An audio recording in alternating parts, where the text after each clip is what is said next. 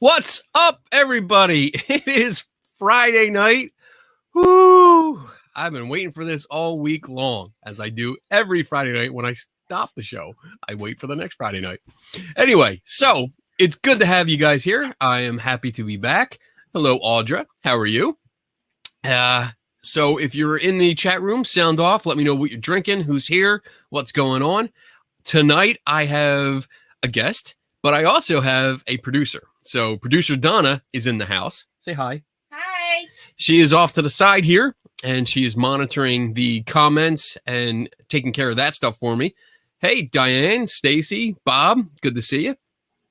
I'm going to go over the rules real quick, but we do have a guest tonight, Jason Gowin, my buddy Jason Gowin. I'm going to bring him on in a second. Let me switch over to my rules banner. Oh, look at that. So fancy. I love it. All right. So rule number 1 is that you are welcome to ask any kind of paranormal related questions that you want.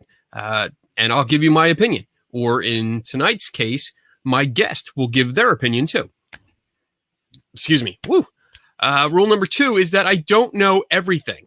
And that should be apparent. But I'm not afraid to say I don't know. I will look stuff up. I'll take notes. I have my trusty notepad. So I'll write stuff down and I might have to get back to you, which is cool. Let's see. Rule number 3 is listen to Patrick Swayze and be nice. I'm going to spend an extra minute on this rule tonight because I think I have to. There's been a little bit of I don't know if you would call it drama outside of the show by people on the show or that view the show. And I don't want it brought here. So please be nice and respectful in the chat room. Donna has full banishing privileges. So if somebody gets out of line or gets too much, then we might have our second person that gets booted. So just be nice. That's all. Don't be a dick. That's the basic idea. Rule number 4 is if you have a question, please do me a favor and put a Q in front of your question because that helps me. And well, tonight it helps Donna pick out the questions that are directed to me or the guest.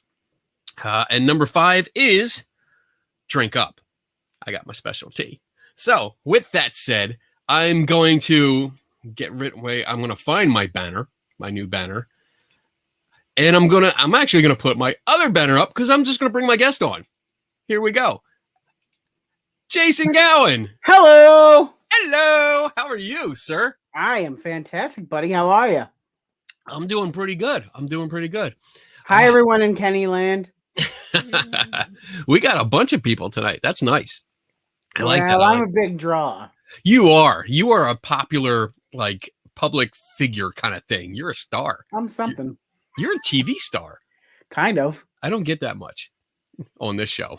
And I'm an internet sensation. Wow. A national treasure, if you will. Oh, well, I would agree. I would agree. Yes. You're like one of the 5 people that actually think so. That's because I've known you the longest. That's also true. I've known you so long that everything you do, I'm just like, yep, that's Gowin. Yeah. All right, cool. I mean, we've been fugitives together. So yeah, we've run. I love you too, Bob. So yes, that's true. We did. We yes. worked on that. For everyone that may not know who you are, could you quickly go through, or not so quickly, just tell us about yourself. Who are you? Who is Jason Gowin? I think I was once referred to as the clown prince of the paranormal. I think I've been called that. In fact, I think people actually billed me as that at paranormal events. Yeah. Okay. So I don't know. I've always just kind of been. I just I started on Scooby-Doo. I mean, that was kind of my thing, and I have always loved scary ghost stuff. I love stories. I love legends. I love all that stuff, and it was just something I've always kind of been into. Ghostbusters kind of like brought it all together with Scoob, and that was kind of right on my path. I joined a ghost hunting group around high school because we didn't have cable. So my friends and I went out and hunted monsters because we didn't have good TV. No, legitimately, that was it. There was just no TV where I lived, Right. so we started doing this stuff, and I don't know. I just think it's fun. I've always loved doing that kind of thing. I love delving into legends and stories, and then I accidentally ended up on a small, short-lived television project called Extreme Paranormal on A&E and Bio. Oh, we're going to talk about that later. Oh, I'm sure we are. We are. And since then, I've done, a handful of, I've done consulting work, and I also did I did some consulting stuff for the TV show Supernatural. I also did, I traveled and did their events with them to talk about being an actual ghost hunter versus, what you see on the show kind of stuff. Oh. So I did like events with them for a while. I've done, paranormal documentaries and little TV snippets here and there. And then I got married and had children. So that's the scariest, way scarier than anything else that I've ever delved into. That's right. It is. And now I am the host of a brand new parenting podcast show called it started as the Dad Apocalypse Now show, but comedian and actor Jamie Kaler and I have now teamed up for the TPL show, which is a parenting show. We bring on celebrities and regular moms and dads, and we talk parenting. Oh, that's cool. That's really cool. That's definitely a switch from ghost hunting to parenting. Yeah. Well, I mean, Melissa I just don't have a ton of free time to go out explore. I just don't have that kind of time anymore.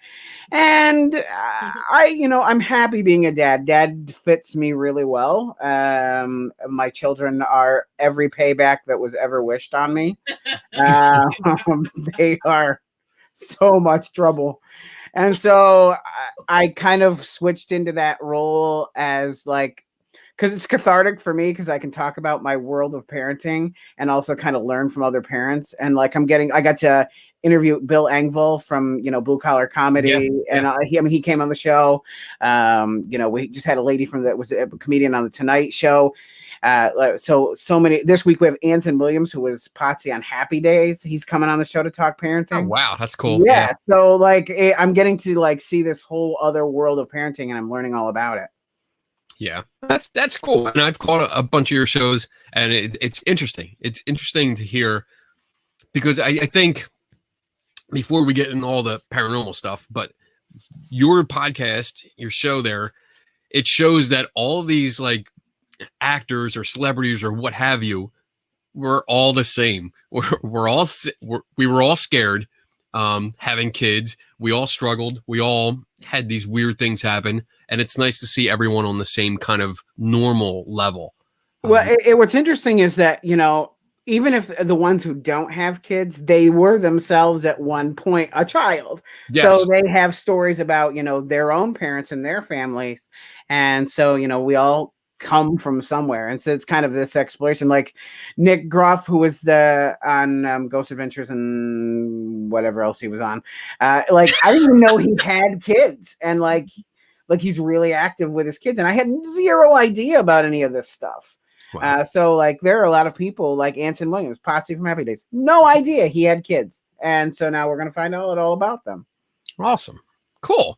So let's get into some dirt here. Let's get in. So okay.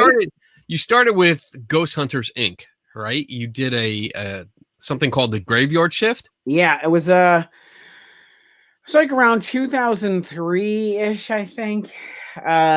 This company out of Seattle, Washington, Newgill Pictures, emailed us. Ghost Hunters was already, kind of started, and it was happening, and paranormal stuff was kind of on the rise.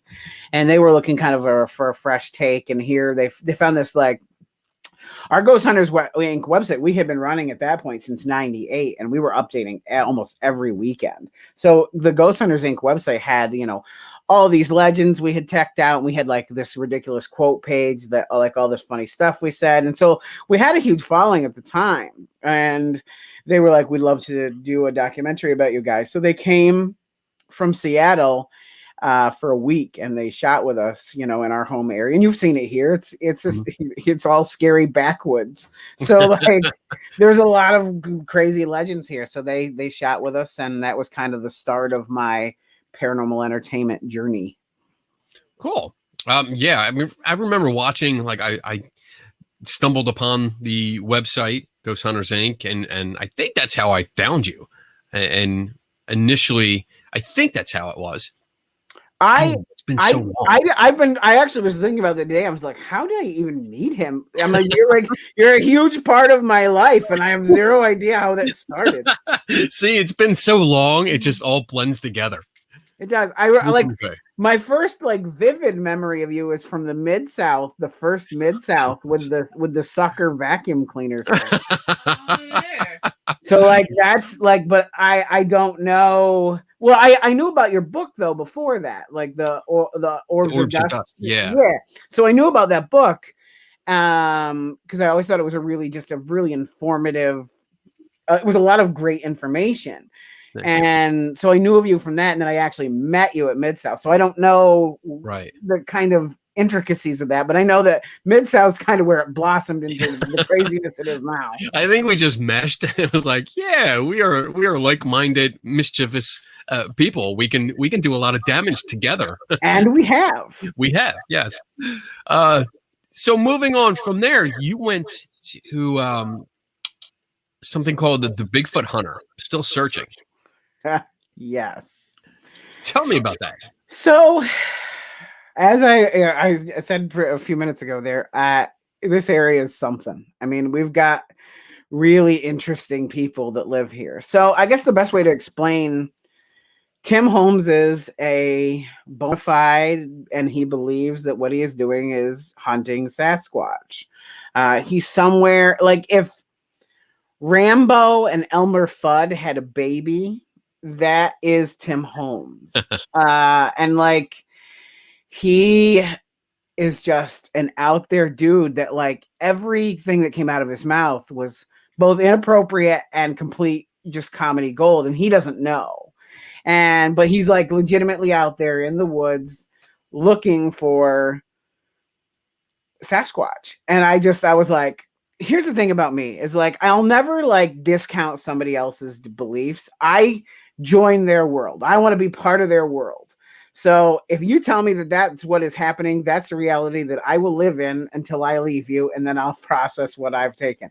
But as long as I'm with you, I'm in your world and I'm experiencing it through your eyes. That's my way. Okay. And so the Bigfoot Hunter Still Searching was us going with Tim into the back mountains looking for Bigfoot. And it was the most entertaining, ridiculous well, I mean, it was like 6 hours of actual time, but like the movie filming was just constant laughing because it was just such a crazy, ridiculous thing. So what are your, I don't know why I keep hearing echo on myself. So I apologize to everyone. I don't know why it's there. Oh, I don't know. Went away. Okay. So do you believe that Bigfoot exists? What are your thoughts on this? Look, I think that what happened to us up there on the mountain at the time, I knew that I was hearing noises that I've never heard. I mean, I grew up in the wilderness, so like the noises I was hearing, I did not know. But there's a key piece of information that I learned later was that he had told people where we were going and what we were doing. Okay. So at the time, I was terrified because I did not know those noises, and they were really very loud, gorilla-ish things. And I was like, that is not a bear. That is not a fox. That is not anything I have ever heard in the wilderness. And like my dad forced me to go hunting. I've spent time in the woods and I've heard a lot of shit and I didn't know those noises. But he said in the thing that he told people where we were going. Okay. And so now I don't know that I'll never know. I don't know. Right. Do I? No, I don't. I don't think that it's there. I think that, think that we were bamboozled to some degree, but at the time I thought, I was like, I'm not getting my arms ripped off by a monkey man in the middle of the woods, like, because it was scary. I mean, it was terrifying. And I've seen you terrified, and it's something to behold. Yeah, I was like, this is not how I'm going out. Like, I don't want to be beaten with my own arms. Right. So it's good though. I like that you freely admit that, hey, you know what, we found this information out that he told other people that we were going to be there. So it brings up this idea, this possibility that it could have been set up. Yeah, it very well could have been. Right. And that just admitting that, I think that's a good part of being as an investigator. You know, you have this information, and this is something I've talked about before. When you have a little bit of information, if it destroys, I guess, your belief, if you bury that information, you're manipulating the data, and you're deceiving the people that you're talking to. So I like the fact that you actually came out and said, you know, we learned this information and it's possible, and you're totally on board with the possibility that you could have been duped. Not only that, but it kind of sounds like you're almost leaning towards that side. Here's the thing, and what leads me to believe that we were duped was that because of the position of where it happened. So the mountain, there's only one road up this mountain, because it's state like game lands. It goes basically in one big loop. You get to the top and you can pull off, and then you have to come back down. There's one way in and one way out, unless of course you're hiking. Okay. So where the activity happened was directly below us and was not far from where you could have easily walked in from the road. Okay. So there was this, I mean, it was this guttural, just deep wail, like monkey-ish wailing. I mean, I've never heard anything like it before nor since. At the time, I was like, holy shit, he's fucking here and I'm going to die. And then like because like I couldn't even process it at the time. And I was like, because in your head, you're like, okay, so like, yes, maybe Bigfoot is the reigning hide and seek champion of the universe. But at the same time, he's apparently very large, and like somebody should have more than they should, like, information at this. I don't know. Okay. But I also really want him to be real in the worst way. I really like Harry and the Hendersons is the reality I want. Okay. Like I want that, but I also can't ignore the fact that you know, the two Bigfoot hunters we were with said, we told people we were coming up here, and it happened where it happened. I don't know. I mean, I'll never know. I'll never know. Okay. We got a question. Do you have video of the sound that you can play? I believe it's in the documentary. I don't personally have any of that footage, but I think in the actual documentary itself, I think that there is some sound there. I have to find it, but I did buy the DVD. So I have that, and I don't remember. All I remember is when I watched it, I remember you guys freaking out because somebody was shooting guns. Well, that was before. Okay. All right. Well, the thing is that like everybody was drawing guns because this noise was happening. And so, I mean, I don't think that the Bigfoot hunters that were with us knew that the people were there. Okay. I think that they believed that what was happening to us was really happening. Okay. I don't think Tim Holmes would fake anything at all. I think there are a lot of people that go to great lengths to mess with that guy's life. Okay. And I can see that. I've had that happen before. I went way back when I was a ghost hunter. What are you laughing about? It's weird. It's weird having somebody off to the side that I'm not expecting, because I usually do this alone, and then I hear like somebody snicker. I'm glad she's here. I'm glad too. But way back when I was a ghost hunter, there was one time where I had mentioned at work that I was going to this specific cemetery. And sure enough, there were 3 people from work that showed up in masks, and they made noises and stuff. And then finally, when I started going towards the noises, found out it was them. They, came running across the cemetery, screaming, yelling, and it kind of just ruined the entire night. Not that I was doing anything serious, but it still fucked it up. So I get it. I get how people can do that, and it's a joke. So I understand. And Tim was he was a nice guy. He's a nice guy. A little out there. He's out though. I mean, there's no question about that. Way out there, but I think good at heart. Yeah, and he never he wholeheartedly believes that it's out there. And like I just think that he told people who had a vested interest in helping him continue his legend. And by the time we could have gotten down to where these guys were, they could have easily gotten to a vehicle and left, right. or gotten far enough away on foot that we never would have found them. But it is suspect to me.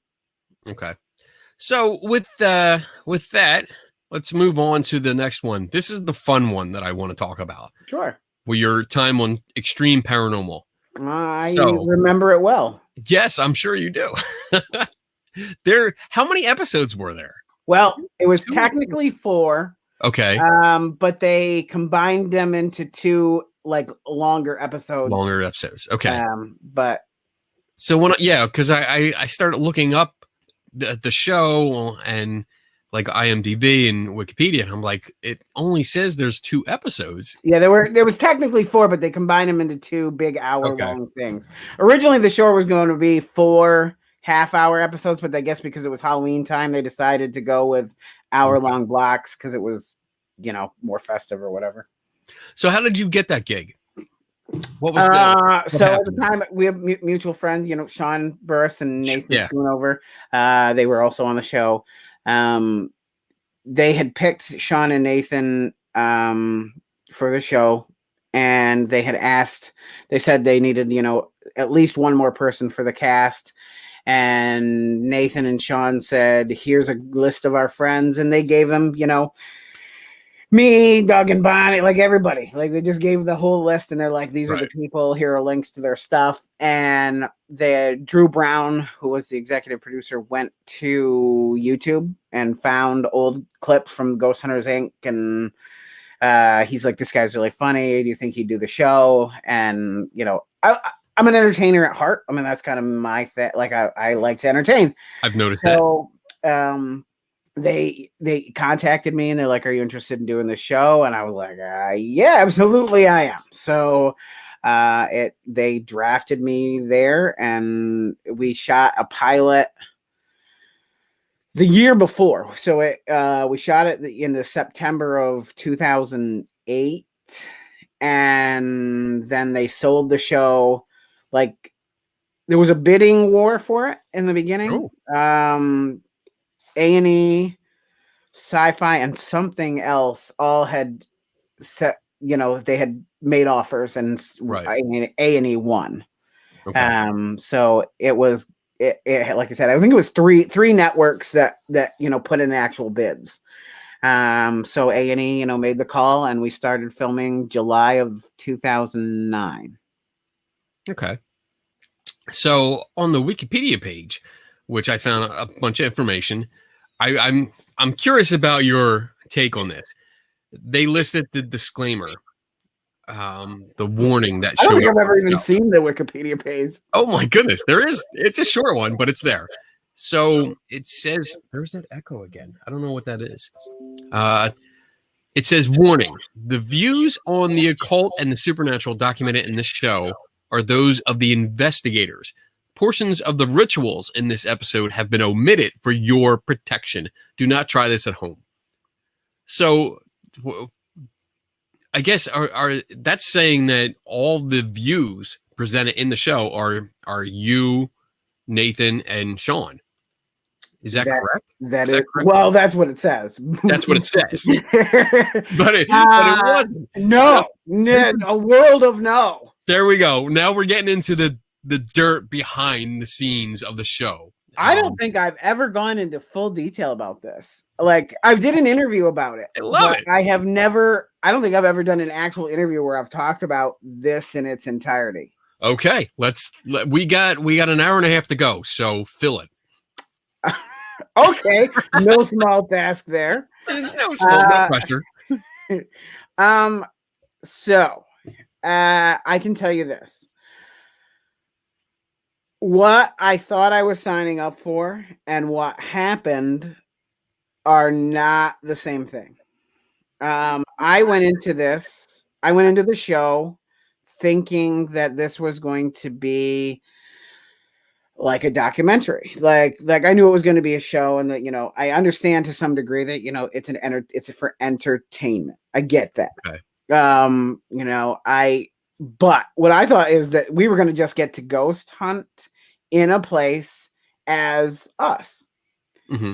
And, you know, it was going to be the same styles that we use. You know, nothing was going to be. We were pitched that like that it was going to be a legitimate experience. Okay. And that is not what I found to be the case when I got there. So we had, you know, Nathan and I in particular had kind of, you know, we'd had talks with the producers. The producers were really good about talking to us. Were they good about listening after? No. No. But they were good about listening to our concerns. They ignored them, but they listened to them. And like I said, we don't know how long this show is going to last. You know, I don't plan on leaving the paranormal community anytime soon. What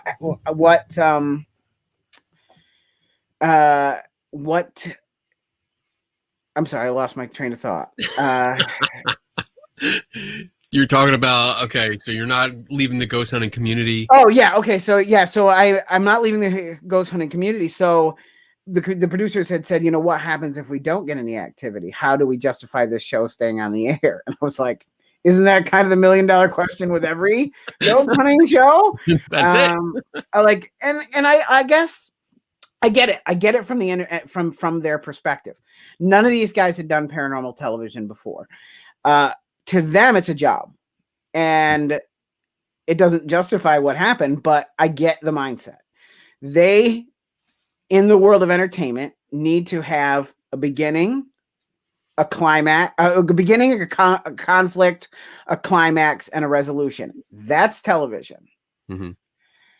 Ghost hunting doesn't really fit into that, but damn, do they try.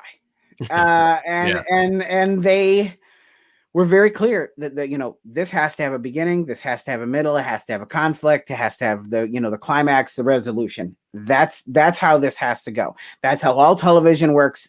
These are the benchmarks that this show needs to hit. And so I began to get very stressed, because I went into this with the mindset that like I was going to get to just do what I do.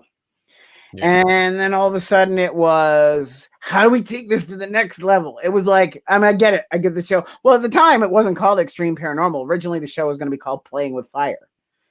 That was the pitched name. Okay. And when we shot the pilot, none of this stuff reared its head. It was us doing our thing, kind of, you know, Nathan, you know, supposedly, you know, studied this stuff for years, and that he had an occult background. He had worked with this stuff. You know, I was always going to be their gadget person. That was my job from the get, because I'm a tech person. I mean, I still am a tech person. I have 7 3D printers behind me. Like I'm a builder. That's my job. And that's what I do. And that was kind of always my thing. And Sean was going to be the lead investigator. And he's got the big booming voice. He fits in that category. So that was supposed to be what it was. When we got there, they started making suggestions. I think I know what your suggestions mean. I've been pitched enough stuff that I think I understand, but please, what do you mean by suggestions? So and we're going to get to that, Audra. We're definitely going to get to that. I went into, I mean, some of these places I had always heard were legitimately haunted. Some of them I had never heard of. I hadn't heard of one of them. The other 3 I'd heard of. Okay. And I went into this. I mean, I brought my own, voice recorder, all that stuff. So I was doing what I thought was there. I will say, when I became very disheartened was at Pennhurst. I was really beaten up at that point. It was the last episode we shot. I was really depressed because I had seen so much not on the up and up.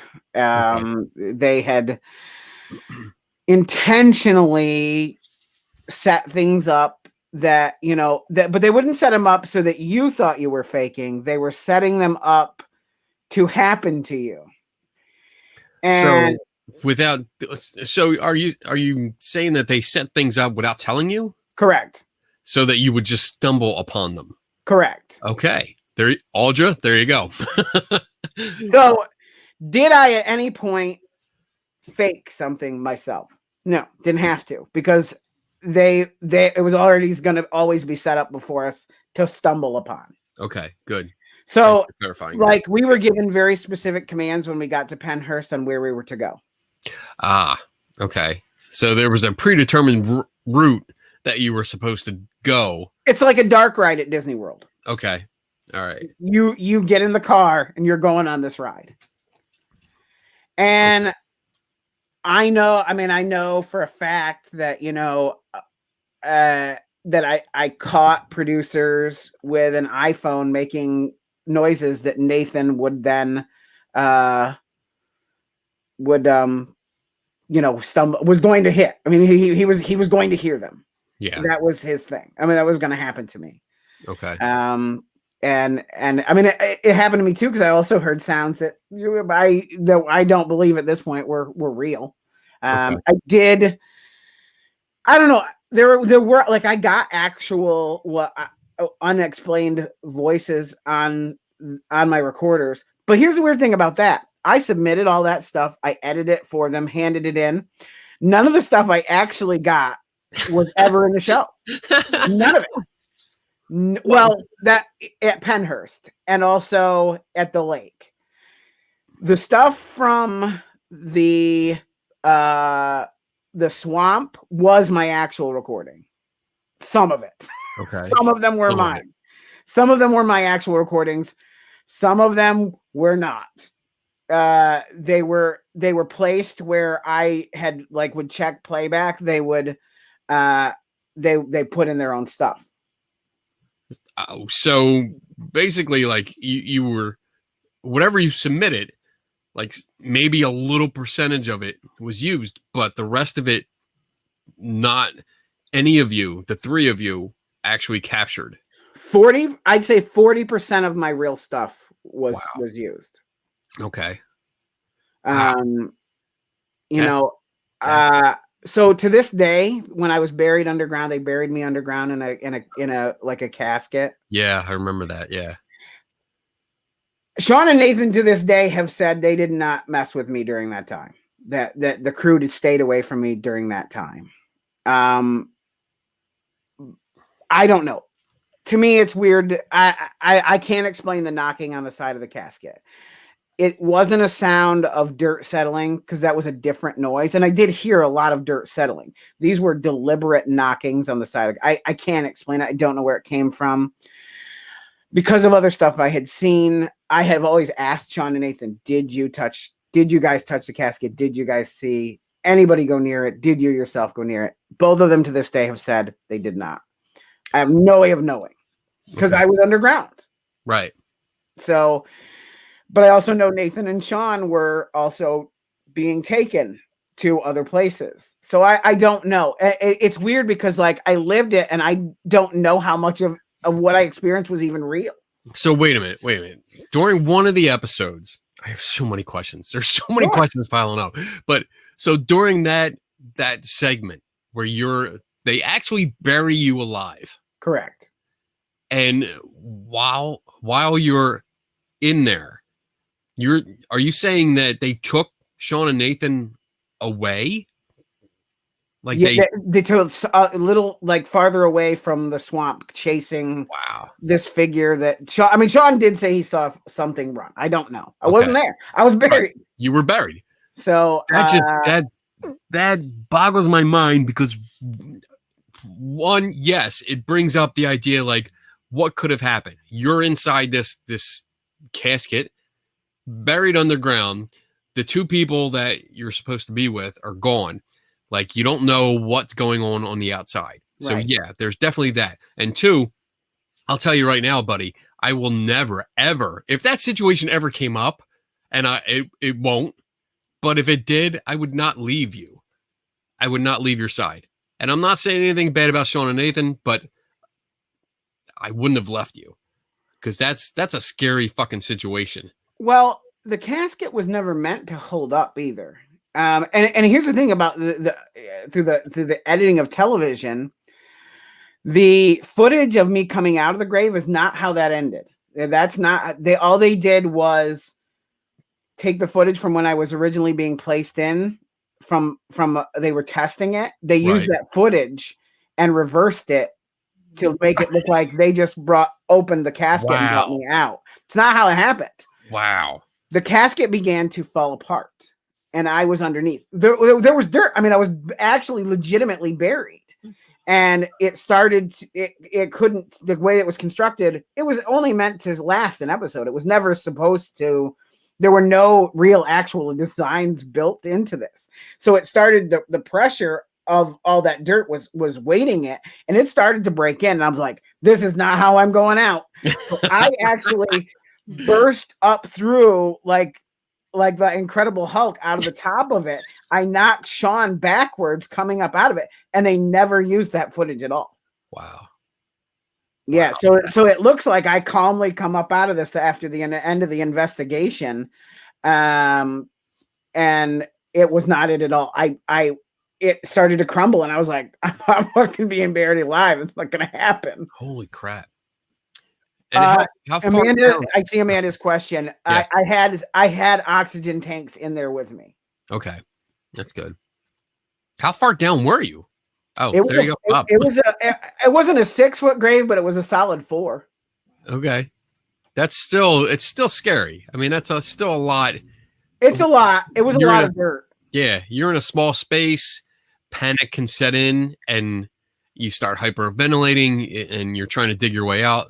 Well, spiders had fallen in, and several frogs had fallen in into the casket when they were putting it in. So like legitimately 2 frogs are in there with me the entire time. Also spiders. So like some of the jump cuts where I'm looking and I'm afraid is not because of a ghost. It's because there is a spider the size of my hand crawling towards my head. And I'm like, the fuck, no. But like I'm like with the frogs, I'm not afraid of frogs, but I also don't want them crawling into my pants. And they're like walking, they're just crawling around in there with me. They're like, I don't know, dude, we're all in this together.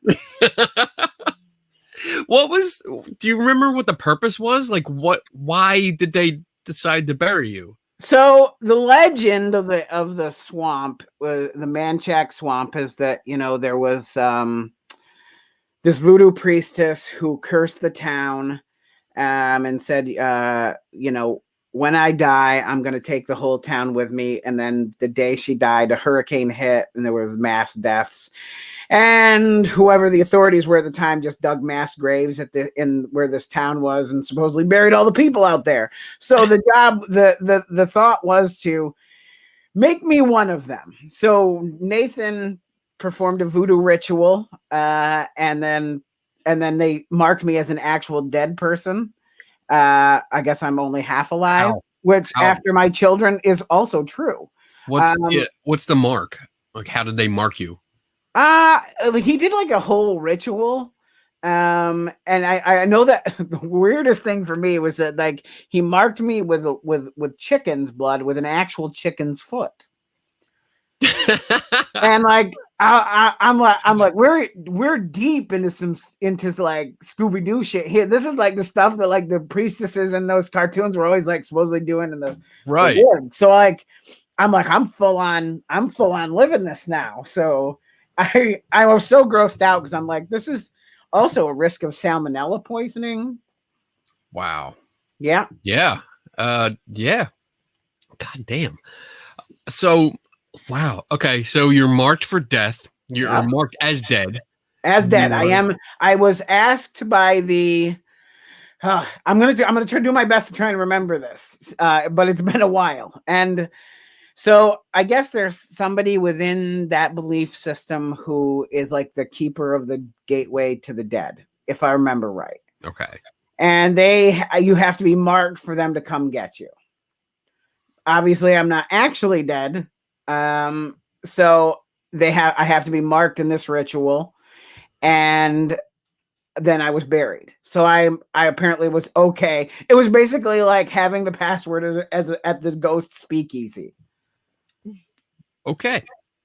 So wow, you're marked as dead. You are in a grave. Correct. You are underground. It's collapsing, and you finally get out. Any actual activity that you think happened? So the voice recordings, some of the voice recordings I got while I was under there were legitimately mine.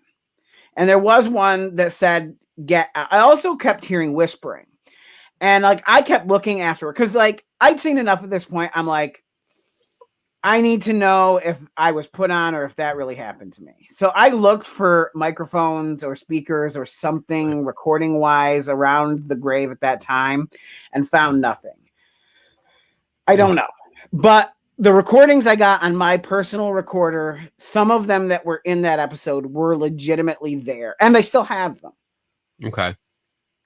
So do you think maybe, and I'm just throwing out ideas here, since you had these two frogs that were keeping you company.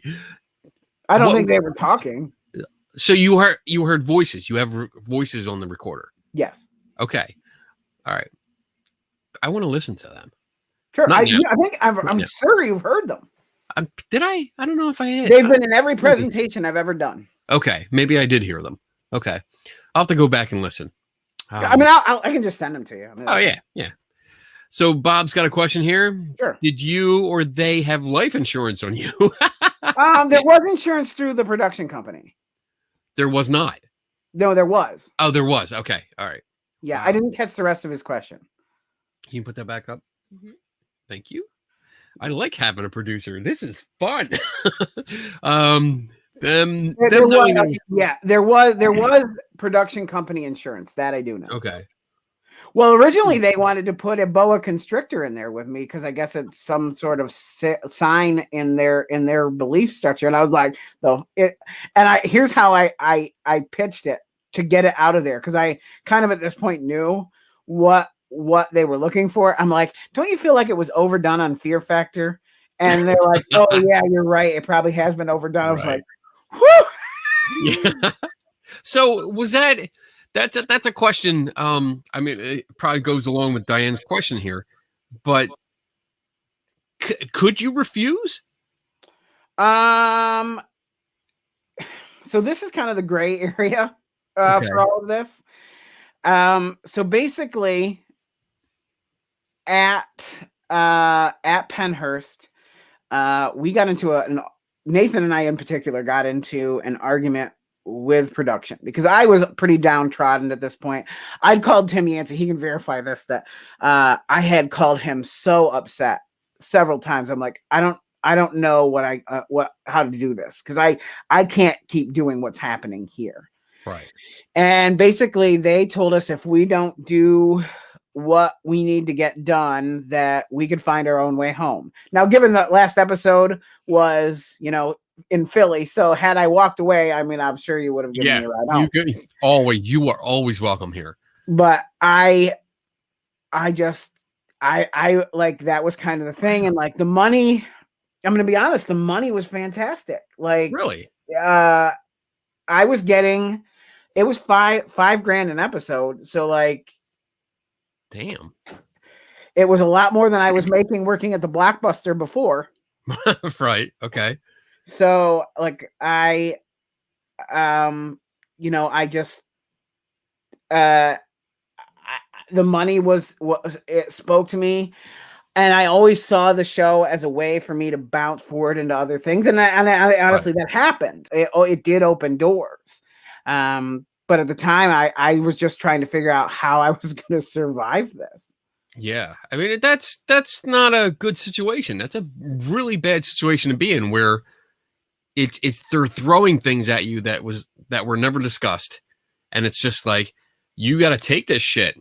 That's it. Either you take it, or we're done right here. You're on your own from this. Right.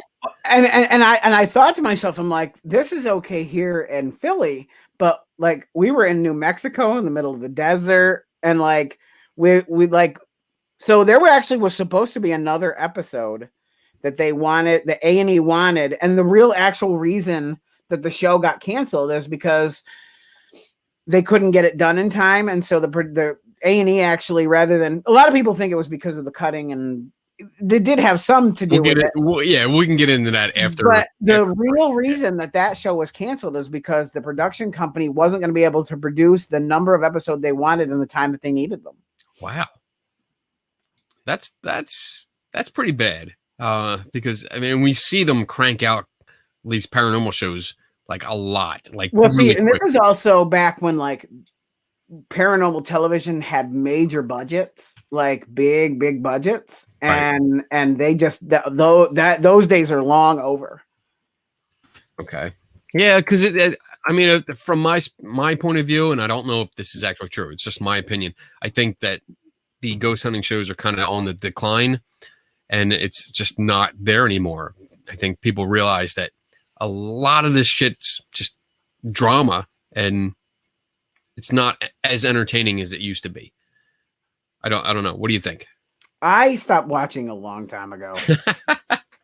I stopped watching from the beginning. I'm not going to be honest. I'm just going to be honest. I don't think I watched more than a handful of paranormal television ever. Like once I got into the ghost hunting community, that was kind of like, if somebody like Tim Yancey had a TV show he was going to be in, I would tune in to support my friends. Right. That's if a friend of mine personally had something that was going to be airing, I would watch that show to be there for them. Did I watch anything religiously myself? No. Yeah, I only watch episodes of ghost hunting shows when I absolutely have to, like for a review, or if they're at a specific location or use a specific device that I happen to be writing about. That's about it. Otherwise, I don't watch them because they suck. At least to me, they suck.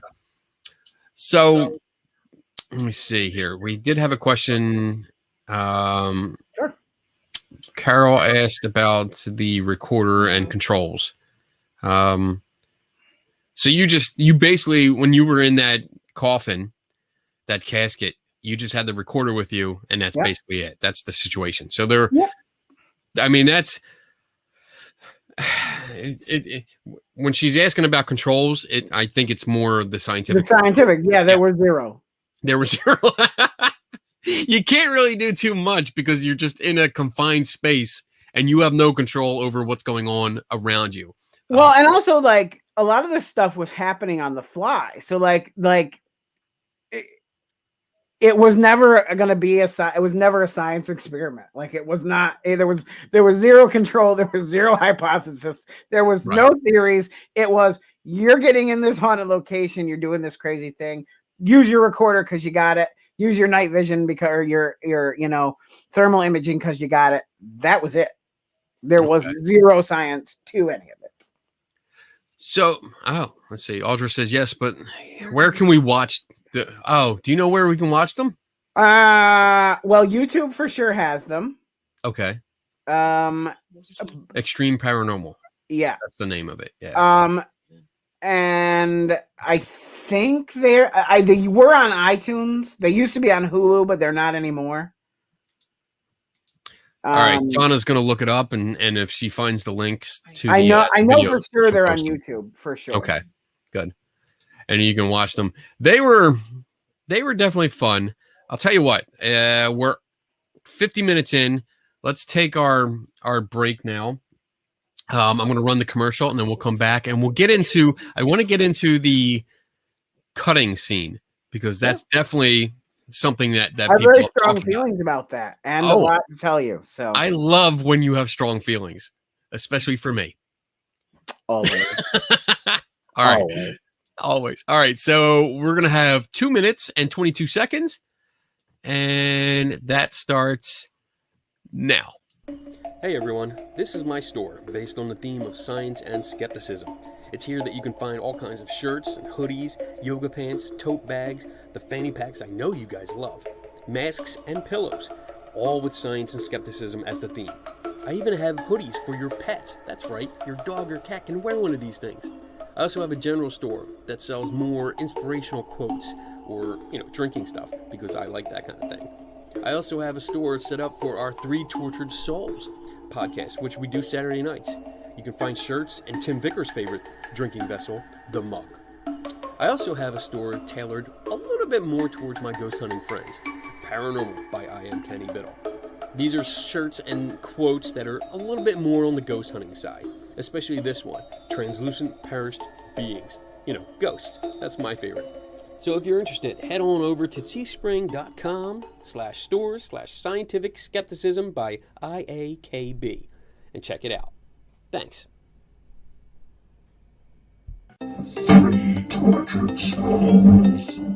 Are you tortured by what you see and hear about the paranormal field? Join us as we critically examine and question paranormal claims, science, ghosts, demons, cryptids, UFOs, ghost hunting technology, and much more are all on the table for discussion. Three Tortured Souls is a video podcast that streams live on Saturdays at 8 p.m. Eastern and 5 Pacific. Three Tortured Souls.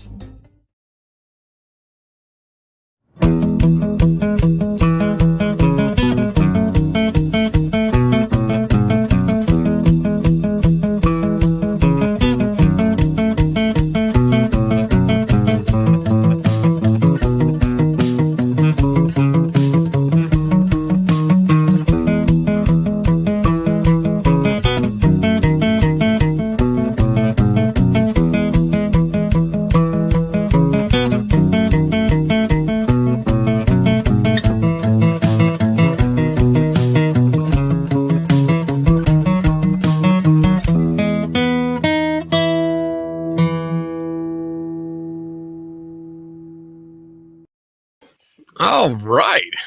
We're back. What's up, Jason? How you doing? I was worried because when I went pee and I was like, it was like the scene in Austin Powers where he pees for like 7 minutes. I'm like, my God, it's still going. I'm like a camel. I was afraid I wasn't going to make it back. And then I got here and I was like, oh, I'm okay. I got it down to a routine. I run downstairs, fill up my cup, come up here, hit the bathroom, and sit down, and I just have like 5 seconds where I'm like, okay. I never got to refill my cup. I'll drink heavily after. Okay. In your honor, of course. Oh, you better. Damn right. Oh, yes, Shelly. Shelly, our good friend Shelly. Hi, Shelly. Tom was part of the show. Yeah. He was. They brought him in as the shaman for the Penhurst episode. Yeah, good guy. Good guy. I miss that guy so much. Him. Tom was one of our friends that he was quiet but funny, and just he was always supportive. Like no matter what, he supported you, and really nice guy. And it was really really sad when he passed. But. Good guy. I'm glad we got the opportunity to hang out with him and know him.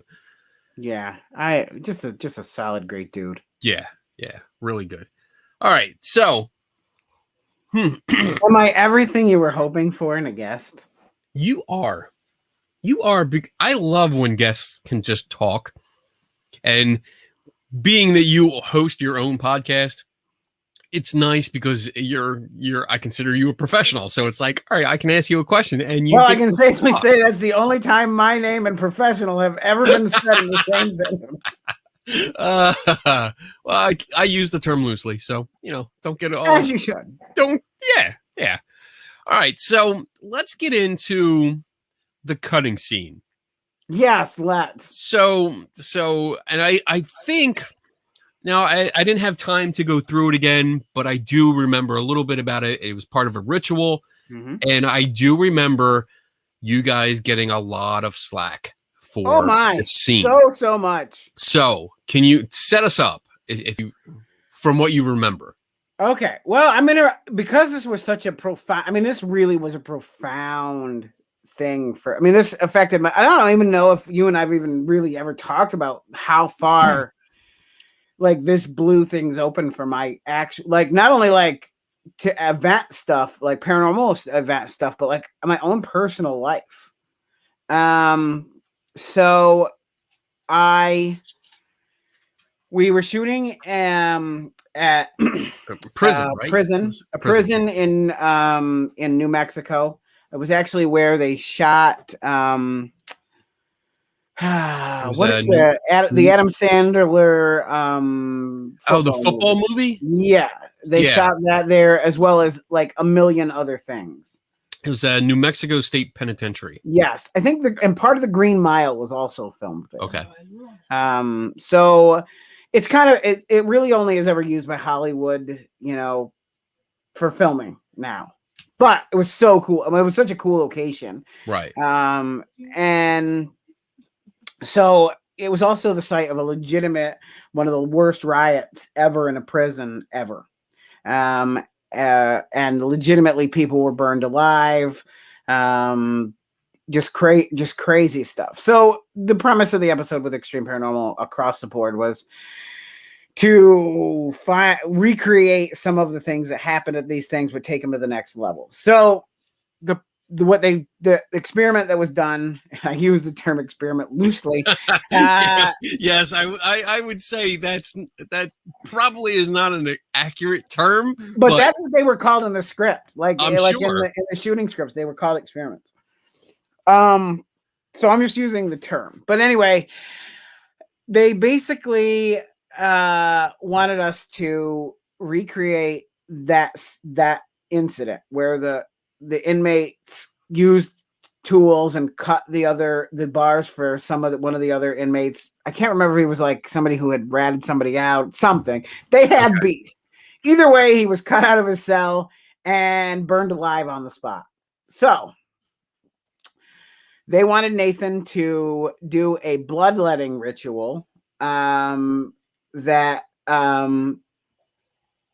would supposedly summon this forward. I'm a little shady on how that all worked. Okay.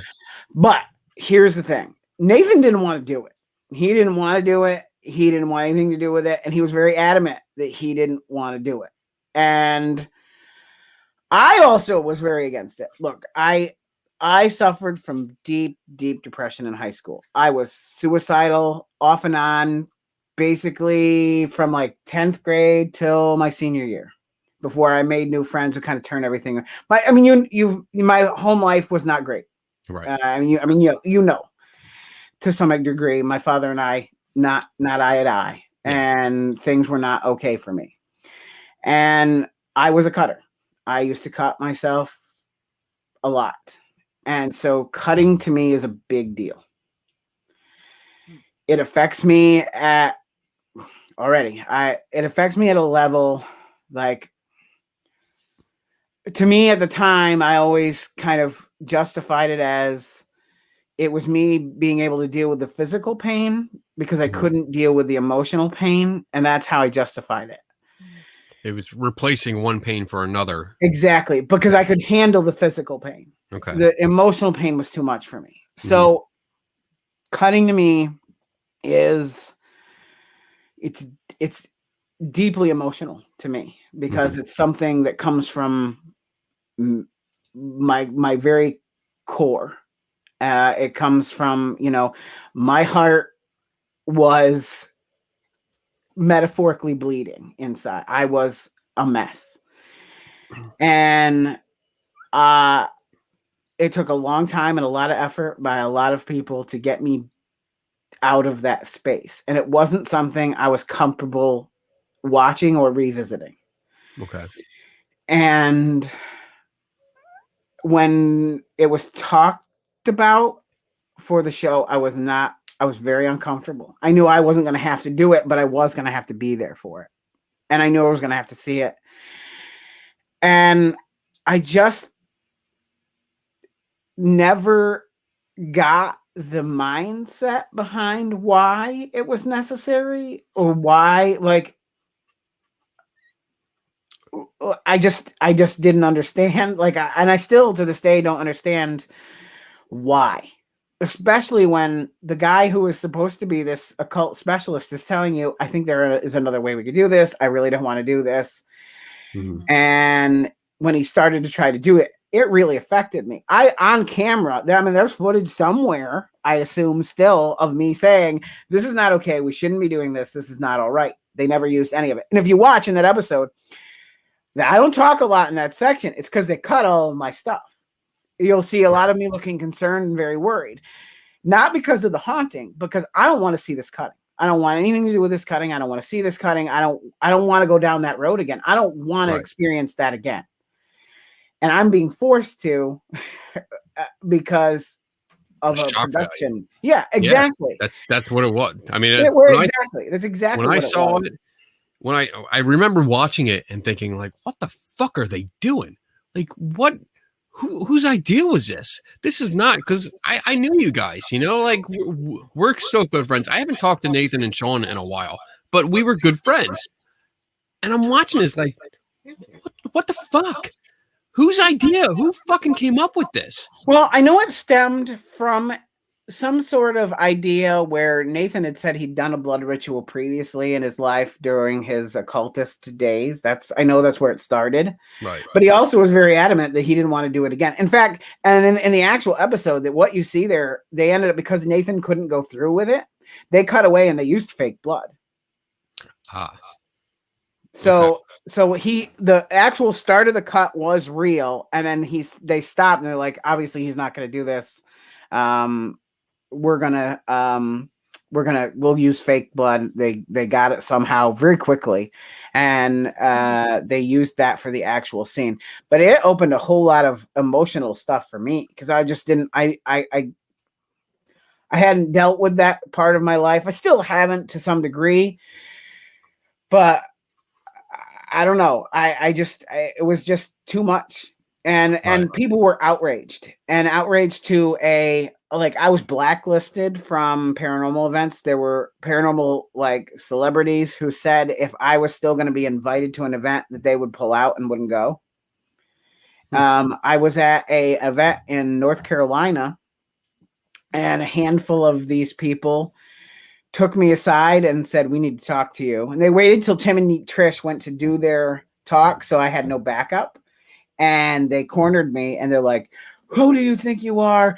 People could get hurt. And I was like, I think you are misplaced anger here. I am a worker on this show, and I'm just as against it. Just because what you saw on the air is what you think happened, that's not how it went down. And it took me a long time to get out of the shadow of that one event. One thing, yeah. And it was so bad. So at the time, the Newkirks, who now run the Paranormal Traveling Museum, were running the Who Forted website, and they were calling out things in the paranormal that they were either fake or just bullshit. And Greg released a attack. There's no other word for what it was. It was an attack and at me and the show and what it was doing, and it got some of that crowd so riled up that somebody who was in driving distance of my home got my address in the middle of the night, attempted to break into our home, where, as you know, it was me and my 85-year-old grandmother at the time was attempting to come in the window, and I saw him and called the cops. And because we lived so close, our family, they got there right away and caught him. Wow. He was coming into the house, and the reason he was supposed to be coming in, is what he told the police, was that he was breaking in to right the wrong of what I did. What? How? What was your fucking plan? But number one, I wasn't the one cutting myself. I didn't do it, but that was the incident. That was the incident. Somebody was physically coming to my home to do me harm because of it. to do, yeah, like Donna said, it's because of a TV show that you didn't actually do it. No, I wasn't. I'm barely in that section of the episode. Wow. That's, oh my God. Yeah. I feel for you, dude. I haven't, I can relate somewhat. I haven't had that extreme of an issue yet. Shut up. It was the incident in which I can say it was a defining moment for me in which I realized that this paranormal community is a deeply embedded spiritual thing for some people, and I don't mean that ironically. I mean for some people it is a deep, meaningful thing that they take to a level that is just that they will go to the extreme to harm someone else. That right. It's cult-like in some ways to a scary level. Yeah, I agree. And I unfortunately was on a I was on the receiving end of that. And like, I keep thinking, it's like, what if they had gone to another part of the house where I wasn't, able to see or hear? My grandmother, 85 years old, you met her, wonderful woman. I dearly love her. And had they come into another part of the house, they could have gotten in with her. And all because I chose to do a television show, and it rattled me. Yeah. I can understand that. I mean, that's shitty. I mean, it was truly just an awful time. Do you take steps? And I'll give us. I don't know why this echo. I keep hearing this echo. I don't know. I think it's the StreamYard tonight. Okay, well, we take steps that when we go to any conferences, because I usually have an opposing view at most paranormal conferences. You're divisive a bit. A little bit. A scotch. We usually stay somewhere else. We don't stay at the hotel where everyone else does. We stay somewhere else just in case. Because I've over the years, no one's like acted upon them, but I have gotten death threats. I have people that emailed me like really, really explicit, detailed ways that they hope I come to my demise because of stuff that I've said or done. And so because of that, we usually stay at different places, and I don't tell anyone where I am. And it's a weird thing. Like, most of our friends are like, "Hey, where are you staying?" And we're like, "Yeah, we're staying somewhere else." That's all I'm going to say. And it's not anything against my friends. It's just I don't want people to know, just in case. And I'm very careful about like where I live, trying to keep pictures very vague and not show anything. So, I mean, do you ever find yourself now doing that? Since distancing myself from the paranormal community, I feel better about it. I'm in the parenting show is obviously very light. It's, it's self-deprecating. So I'm a little better about it. But as far as if I'm dealing with, case in point, so I shot stuff with the Newkirks back in 2013. Completely forgot about it. And they released it in their show Hellier. Yes. I had no idea it was out. None. I had zero idea that it was out. I was at a bakery in Elmira, New York. I think you were there with Elmira, where we went to Mark Twain's grave. Oh, yeah. So anyway, it's that town. I was in a bakery there. I was picking up something. I think it was for the twins' birthday. And this guy came up to me and he goes, "Hey, you're the alien guy." I'm like, "You okay?" I'm like, "All right." And I'm like, "How you doing?" And he's like, "No, you're that guy." And I was like trying to ignore him, and I was like, "Okay, it's just another random weirdo." And he goes, "Because you were in Hellier." And I knew the name of the show, but I'd never seen it. And I was like, "Hold on, what are you talking about?" And he proceeds to spew all this stuff about me, and I'm like, "I don't remember that at all, but I know some of what you're talking about was stuff I shot." And he like went on this big thing, and I didn't even know it had been released. So we talked about it too. Well, yeah, because you had a producer or whatever and knew who I Yes. was, right? A producer that I talked to, I don't know how we got on the subject, but I mentioned your name, and he's like, "Oh yeah, I know him, and he was in Hellier." And I was like, "Whoa, what? What?" Because I only watched one episode of that. Honestly, I mean, my personal opinion, I didn't like it at all. But I was like, "Yeah, I only watched one episode. It was specifically for something that people were asking me about." And the producer proceeded to tell me that you were part of it. There were clips of you talking about alien abduction, that you were abducted. Well, it was a thing that they did with hypnosis that they I wasn't personally taken that I'm aware of. And the only anal stuff that's ever happened to me has been mostly you and Bobby Tingle. Oh. Oh. Show just took a turn. Yep. Let's face it, you knew that risk was here the second you asked me to come on. I was waiting for something like that to come up. God damn. Yes, people, we've spooned a lot. A bit. No. I mean, all joking aside, like it was all stuff from that show that, like, I am who I am. Yeah. And I love you for it, dude. I love you. You're one of my best friends, and it's just so fun to hang out with you. But that's funny. I was excited. I was actually beginning to wonder if I was blacklisted from the show because I had never been asked. Oh fuck no. No. It's just, you know what? Like this show. I am an FCC risk. I do get that. Well, don't worry. I don't have to abide by their rules. I'm good. No, this show is more of like an evolved kind of thing. It changes week to week because I'm never sure what I'm going to do. You know, I don't know if I'm going to have a guest on until sometimes like 2 or 3 days before the show starts. Right. So it's all whatever happens, whatever comes up, and I just have fun with it. Besides, you know, like you don't get a lot of people that are willing to come online and drink with me. I will do that anytime. Awesome. That's awesome. Wow. So this has been interesting so far. Yeah, because I don't think I've ever told you this stuff about them breaking in the house. Oh, I mean, it's never come up. Well, I mean, that's something to consider though, because I mean, if you're, I really like this because we're getting a different insight to somebody that works a TV show. Because it's a simple TV show. It was only 2 episodes.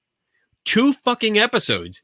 But yet you had someone that was so stalkerish that they actually broke into your house. They were coming in the window of it was like basically my grandma at one point had a beauty shop and like she was a hairstylist, and my room was directly next to it. So and the street light was right above it, so I could always see that window. And he was trying to come in that window, and I mean he was full intent. He had no weapons either. So, I mean, he planned to physically either grab something in my house to beat me or was going to physically pummel me. Wow. That was his plan. And he was a big dude. Like, I don't know what I would have attempted to stop him, of course, but right.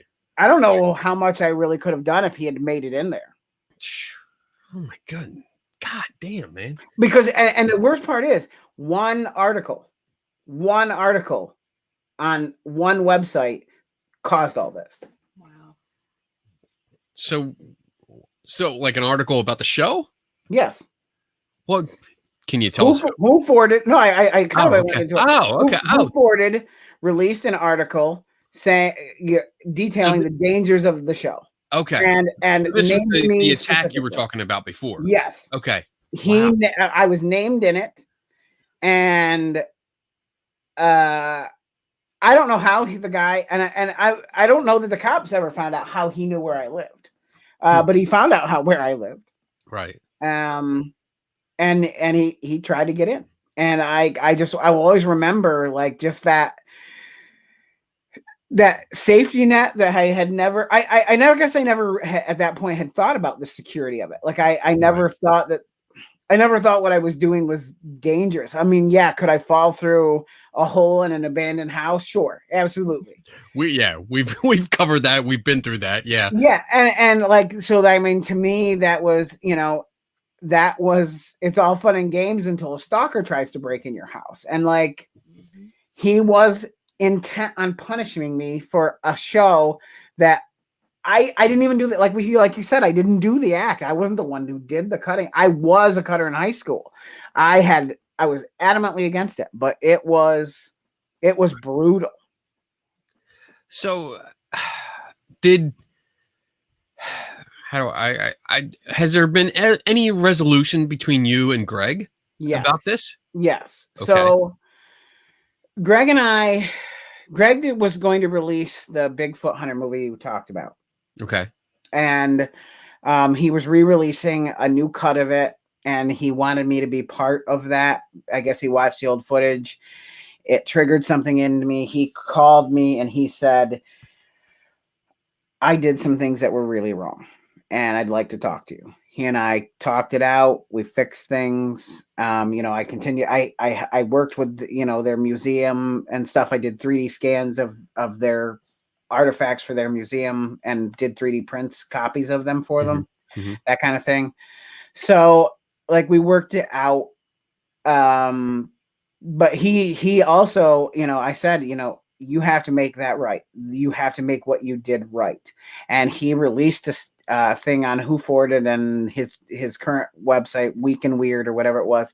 And, admitted, what I did was wrong. What I did was not okay. Some people took this too far. That was never my intent. And he apologized publicly. And I think that article still exists somewhere, where he apologized, for the article that he wrote. Well, that's good. That's good. So I've worked with him since then, but at the time I was not terribly happy with him for what happened. I'm sure. It was just, to have somebody try to break into your home, for what it was just a whole other thing that I had never, you don't consider that, why right. would you? Right. And there's been times like, I'm going to tell you a little thing, and this will address John's question here, about the updates about my stalker. So like recently there was a gentleman that did not like that I shared an article that featured him. And I actually tried above and beyond to try to help this gentleman and try to give him a chance, more or less, and say, let me hear you out. And if what you have is true or valid, I'll try and help you get, recognized for it.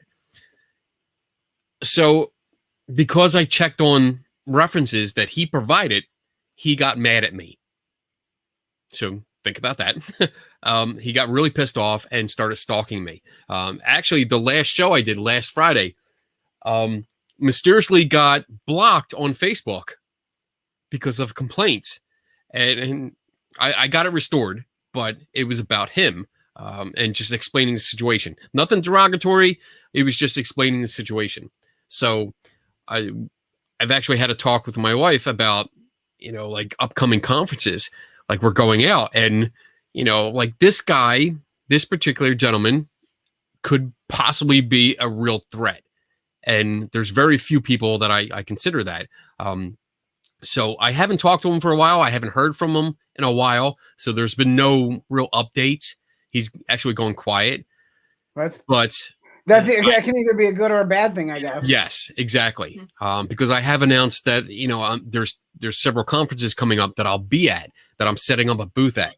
So we've actually set up, certain things like, hey, if I do this, or if I say this, or, if we do something, here's the plan. We worked out a plan just in case. And it's sad. It really is sad that I have to do that. Yes. What's that like for you, to going with, because this was kind of this is a passion for you. Yeah. It's something, it suits you. You're good at it. You're great. You're one of the top critical thinking minds I know. If I have, if I ever had a problem that I needed, another set of eyes that were unbiased and, would come at this from, Dude, you said that. All I'm thinking is like, yo, you got a problem. Yo, I'll solve it. check out the mic while Kenny was wrong. Yeah. Ice, baby. Oh, we're gonna get copyright strike. Anyway, go ahead. I'm sorry. So no, if I ever needed somebody, like, you would be the person I would come to. I mean, this is your world. This is, where you excel. Did you ever think that, you would be to a place where, because of being who you are and doing what you love, that you would be in danger because of it? You don't think about that. Like, you don't, right? You don't. You do it like I love the investigation, the Scooby-Doo thing. I'm totally about the Scooby-Doo. It's finding clues, and it's like, all right, I'm almost there. The pieces are coming together. The puzzle is almost complete. It's completed. Boom, solve the case, put it out there for other people to see and to show like how I did it. And this is great. And then you get that repercussions where maybe somebody you wrote about that you tried to reach out to, because usually when I write about someone specific, I try to reach out to them. That's rule number one. I try to reach out. Yes. Here's what I'm thinking. I want your take on this. I'm not necessarily going to agree with you, but I'm giving you a chance to talk to me. Let's talk about this. Let's figure it out. Let me hear it from your perspective. And usually that doesn't go well. Either they ignore me completely, or I get some kind of derogatory response where it's like, fuck off. Right. And I continue to write, and I try to be as professional as possible and fair. But yes, once when an article comes out, and then you get someone like this person that I talked about last week, it's like they spend every spare second trying to destroy your life. And I'm not prepared for that. I can counter. Why would you be? That's not why you signed up for. I mean, that's not what you signed up for. It's not something you're expecting. It's not something like I definitely expect someone to say, be pissed off and yell at me, or, say they disagree and that I'm wrong and stuff. And if they do that, usually instead of getting mad, I follow rule number 3. I be nice and just say, hey, tell me why I'm wrong. But it doesn't go that smoothly, so all these other things happen. And like, you worried because you have a family, and you're worried about them because it's like, I'm doing things now, my family might suffer because of something I did. And now the guilt gets on your shoulders, and you're like, do I continue to do what I do? Should I just give it up? Because, one psycho that's out there, what could happen? I don't want. I have been in that exact place because like when the guy broke into the house, my grandmother was at stake. And she's 85. I was traveling a lot. Like, I was always gone. We didn't know if the show was going to come back. What if that person had come on a night I wasn't home? Right. And like, there is, what's my 85-year-old grandmother going to do to stop this big dude? And should our families be punished for us, for our, what we were interested in, what we did? No. Right. But unfortunately, that's, I saw somebody asking the question earlier, do you think that the paranormal community attracts mental illness? And I don't think it's just the paranormal community that does. I do think it does. It's every community does that. But it's every niche culture that I have ever kind of gotten involved with, it always rears its head. There's always somebody within the ranks of no matter what color, whether it be like Bigfoot hunters, real life superheroes, ghost hunters, no matter what, there is always a percentage that take it too far when you don't believe the same things that they do, or you start to unravel their safe reality. Yes. There's going to be extremists no matter what. No matter what. Yeah. And the sad part is that you really have to think about it. It's got to be part of your mentality when you're going into this, when you're sustained, I guess, in this hobby or what have you. Because like you said, you said it perfectly. Every hobby, every niche. I'm starting to feel buzzed. I'm trying to say hobby, and I'm like, but every niche has the extremists that go too far, that don't understand when to back off, that don't understand when too far is too far, and they keep pushing. I've had people. I mean, I've been. There's one time at Mid-South where I was concerned that I was probably going to get into a fight, like a physical fight. And that's because there was a gentleman there who had a daughter that claimed to be psychic, and I had sat down with her and realized that she was not psychic. And I said it. I said openly. I said, like, look, you missed everything. You're not displaying any kind of psychic abilities. And I had commented about it online, and Dad was pissed. And I get it. A dad should be protective of his daughter. I get that. But with the circumstances that we were talking about, he sought me out at the next convention and made it a point to follow me like everywhere I went during the convention. He was always there following me, staring at me, and to the point where both Donna I know, and I Luke, just remembered who you're talking about. yes, they were worried. I can see all of that. Yeah. You know, and I don't, like, for me at least, I don't say anything to deliberately hurt somebody unless that person is deliberately causing harm to someone else. So like some people can't take the criticism, and one thing I've learned about, you know, particularly the paranormal community and the real life superhero community, they do not like contradicting their stuff at all. Like, it doesn't matter what it is or how minute, you contradict their stuff, and it invokes a rage that, like, I just don't see anywhere else except in these niche cultures. Like, I don't see it at work. I don't see it at, I only see it in these pocket like communities. Mm-hmm. Yeah. It's, I think it's because I've come to equate the paranormal hobby with religion. I really have. Because it is. I mean, it is. It's a belief system, and even though there's a wide range of this belief system, I mean, it goes from one end of the EM spectrum to the other because it's so big. There's so many different beliefs. People are passionate about it, and they devote a lot of time to it. So I understand. I understand where they're coming from. If you're a ghost hunter and you're out there and you're listening, I understand where you're coming from. It's deep-seated passion. But yes, criticism is part of it. So learn to take it. You don't have to accept it, but learn to take it and discuss.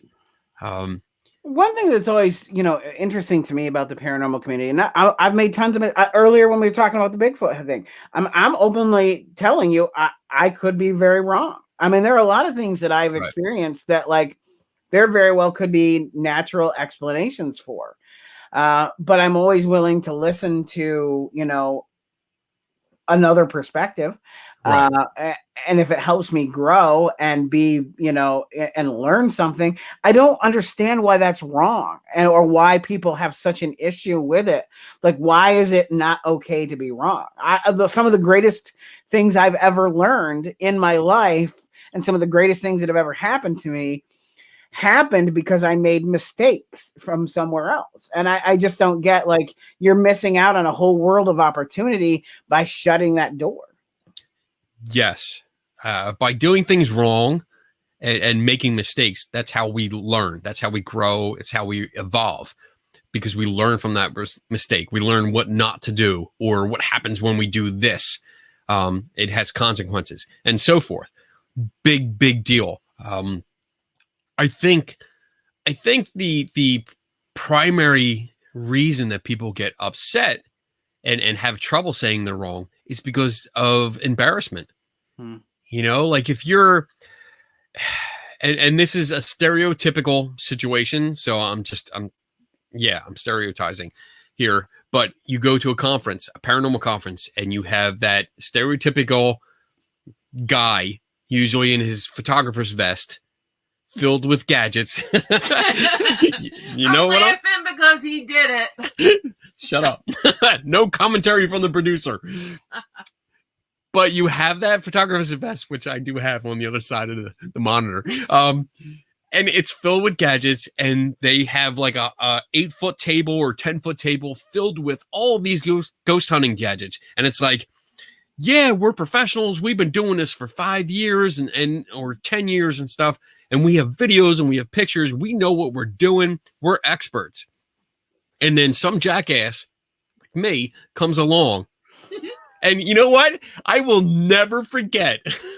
And this is a perfect example of when you and we were in Allentown. I knew that's where you were going. And I approached a booth that had a big banner that said scientific paranormal investigation.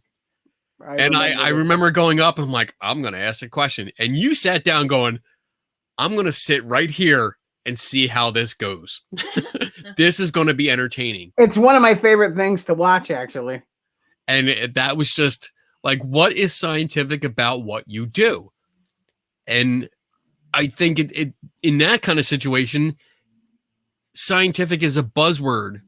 It was a buzzword to that ghost hunting team. Well, do you think they use a lot of it because they want they want to be credible, but there's no other way to quantify it? Yes.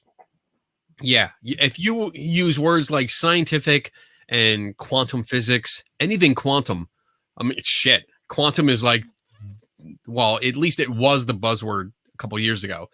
If you have that in your title or description, it sounds like you're very sciencey, that you know what you're doing. You're serious. So I blame Sheldon Cooper for that. I do.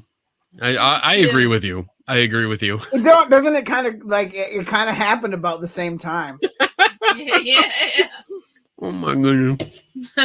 But yeah, I mean, yeah, it comes down to that kind of thing where it's just when you have someone that, and I'm no scientist by any means, but I do have a familiarity with science and scientific method and controls and an understanding of how the process goes. So I think when these groups are at paranormal conventions, when they interact with other ghost hunting teams, yes, it may seem that they're impressive and they know what they're doing.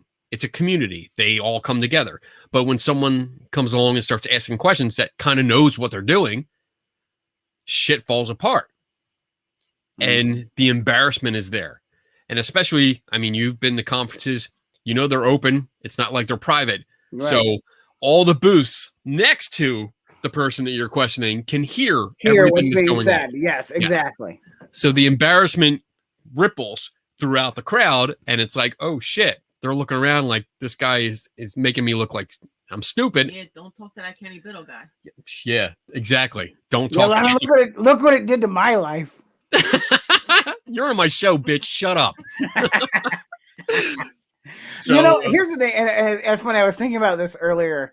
One of the reasons, like, you and I have very different. Like, you're a great critical thinker. You are, always scientifically minded. I'm in this strictly for adventure and fun. Like, that is. And you know why we work so well as friends and going on adventures is because you're the Fred. Together? You're the Fred. Well, there's the sexual tension, of course, but you're the Fred and I am the Scooby Shaggy, and that's why it works. Why am I Fred? What the fuck, dude? I'm not. Because I've seen you in a skirt. You are not. No. If anyone, I am Thelma. No. Yes. No. Yes. No. You are not Velma. Yes. Velma has never had tats. Yeah. Bitch. You're not Velma. You're a Fred. No, even in your one picture, you're wearing the ascot. Oh, shut up. I hate that picture. Nope. Nice try. You're a Fred. Oh my God. I'm gonna thank you, Megan. I am actually going to find an ascot for Kenny. So the first person that finds an ascot for me that matches Fred and presents it to me, I will give you something special from my own collection of stuff. I'm gonna make that happen immediately. So there you go. Hopefully I'll remember that. No, and I don't know why you need to be Velma. I think you're very good, Fred. I don't know. Fred was always like the more the muscle. And You're was muscly. like, I see Fred as the guy that once Thelma like solved the case, he was the one going, "Oh yes, it was this all along." I see. I don't know. I would think that I think Fred was. Look, I would say Daphne, Shaggy, and Scooby did zero critical thinking ever. It was all emotional, and like that was them, and that's great. But I think Fred, for any plan they ever had, was either Fred or Velma's. Always. It was. I think Fred was the one that like split them up and said, "All right, we're going to do this and this." He was more the leader. Well, yeah, I guess I can see that, but he also he had everything set up. So all right, I'll give you a partial Fred credit, but I'm going to give you a partial Velma credit too, I guess. But only because you really pushed, and it's not my actual gut reaction. I love how this show degenerated into an argument over Fred and Velma. This is great. I love it. I'll just drive the van. Oh my goodness. So, all right, we're kind of winding down here, but it's I guess in summary, your experiences on Extreme Paranormal. What if you can summarize it as in like the show versus reality? What are your final thoughts on that? Like as something in your past? So to me, Extreme Paranormal was a double-edged sword. It did a lot of things for my life. Number one, it opened up doors for me in the entertainment industry that I never would have had if I hadn't done that show. Okay. I was able to get an agent to get me acting gigs and jobs. I was able to get into rooms with producers to pitch other TV shows. I got other television opportunities because of that show. Okay. I would not probably have my podcast I have now working with, Jamie Kaler's a pretty famous guy. I mean, he's been on everything from How I Met Your Mother to, he's currently on Tacoma FD. I wouldn't be there if I hadn't met people who through the show because of it. That wouldn't have happened. I wouldn't have been there. Okay. So it opened up doors for my life that wouldn't have been open otherwise. On the flip side of that, it made a very emotionally draining, painful experience for me to go through while it was happening. Do I have some good memories from the set? Sure. I loved hanging out. Like we got to hang out with you and Donna on one of them. It was great hanging out with Sean all that time. There are producers who are on that show that I'm still friends with now. Okay. One of the things that happened years later is that, I went back to one of the producers and I said, why was it this way? And he said, look, I'm sorry that this happened for you, but you understand that's what's my job. I come from entertainment and my job is not to have to worry about the paranormal side of it. I'm to make a television show that's entertaining. Right. My job is entertainment, not paranormal investigation. And I'm sorry if those two things mixed for you. I don't think anything less of you because you feel that way about the paranormal side of it, but I have a job to do and I have to make money for my family. And I had to do what I did to make that happen. I get it. I don't agree with it, but I get it. I think that's the the core of what people should understand about these TV shows. It's for entertainment. People forget that though. Yeah. I remember we were at TapsCon. I was doing Tim Yancey's Encounters Live Radio. We had a terrestrial radio show in Florida, and we were invited to come to TapsCon as guests. And this was during Taps heyday. They had movie celebrities, they had TV stars that were not paranormal related. Blue Oyster Cult was playing a concert at TapsCon. Wow. I was so excited to see Blue. I mean, they're legendary. They are iconic. There is a Saturday Night Live sketch based on that. It's an iconic sketch based on that band. Like they're a phenomenal band. And I was like, okay, I'm going to get to see these guys live. They're going to have a huge crowd. I went out and there were maybe 15 people watching Blue Oyster Cult. Maybe 15 at a conference of thousands. Right. But Jason and Grant and Chris Williams, all of them had lines that were probably 2 to 3 hours long of people looking to sign their stuff. And at that point, that's where I realized, this is something else entirely when Blue Oyster Cult is ignored and Jason and Grant have a cult-like following. This is not the world I knew. And that to me is that day was the turning point in the paranormal for me. Wow. That's amazing. And didn't you have a confrontation with someone? That's just I just kind of remember some kind of confrontation. I did. Yeah, I did. Can you elaborate on that? Sure, I would love to actually. Sure. So I've known John Zaffis a long time. He was probably one of the first people I met doing this because I used to travel with George Lutz, who was, the basis for the Amityville Horror movies. I did a lot of camera work and stuff for him, traveled with him for a long time. And so one of the first people that we met at a conference was John Zaffis.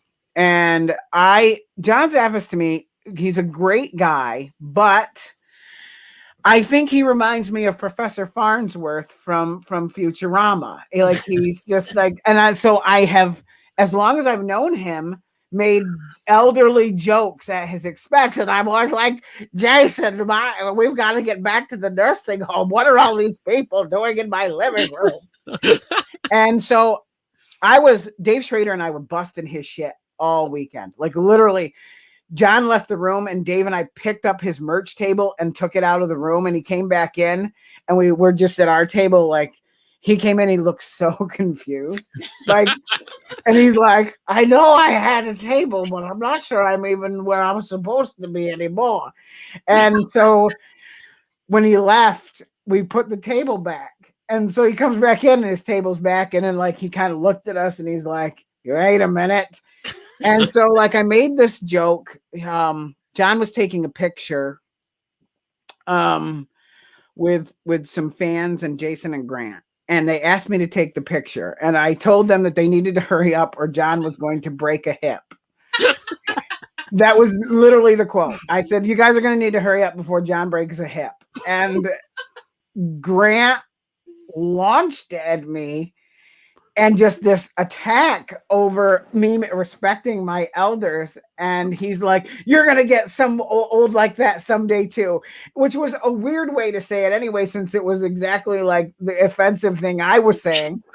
And I looked at him and with his straight face and said, shoot me when that happens. And I was asked to leave the conference. Wow. Wow. Yeah. Troublemaker. So, Damn. yeah, and so then years later I guess it was not long after that I challenged him to a charity celebrity Jello wrestling match, which he never responded to for some reason. Oh my God. I would do that. You would do it without money. Fuck yeah. All the money goes to charity. I will certainly get into a Jello pit with you. That would be interesting. And not the first time. Oh, well. Yeah, so it just what, Donna? The twins are getting older. Well, there's something else. We could have some fun birthday parties. No, those children make enough messes on their own. They're terrible children. They're just terrible children. My grandmother whisked them on me. She said, she's like, Good. I hope you have Good. one just like you. And I had two. And like, and it's weird because like nobody told me this, that like it's a fact that I now know to be true, but like nobody tells you that when the egg splits, so does the soul. And that each kid only gets a half of a soul. And so they're so fucking evil, but they're so cute. They are cute. I basically am living an episode of Dinosaurs, that old TV show Dinosaurs. Oh my because, God, like, they yes. fucking beat me. See, my sister bought them these big plastic bowling pins. They're not bowling pins. They're clubs. They're our clubs. That's what the children view them as. That's what they use them as. And they just are repeatedly smacking me in the head and laughing. And I hear my oldest, going, "Not the mama, not the mama." And I'm like, oh, that's awesome. Oh, I love it. That's where I'm at. That's my life. I love it. That's great. Yeah, we definitely have to get together soon, because it's been the last time that I saw you in person was Awesome Con, right? Yeah, we went to Awesome Con, Yes. and we got to hang out. Your twins were still babies. They were 4 months old. Yeah, and this pandemic fucking hit, and it screwed everything up. But that was almost 2 years ago. I saw Donna right before the pandemic. Yes. She came and stayed with us. she came up and stayed but with that us was for a the while. last time. So even that's been a year, but it's been almost 2 years since I've seen you in person, which is not okay. It is not. It is not. We have to rectify that. Yeah, And- I don't think we've ever gone that long since we've known each other, going like a year. Yeah, because we've gotten together just like photo shoots or just hanging out or you know. whatever. The one thing I do want to do at some point, I need to go to Disney World with you. We almost did once, and my car broke down on the way there. Yeah. Like, I remember Yeah. that. and like I was on my way to meet you guys, and like I got like partway there, and the car died, and I couldn't make it the rest of the way. Oh wow.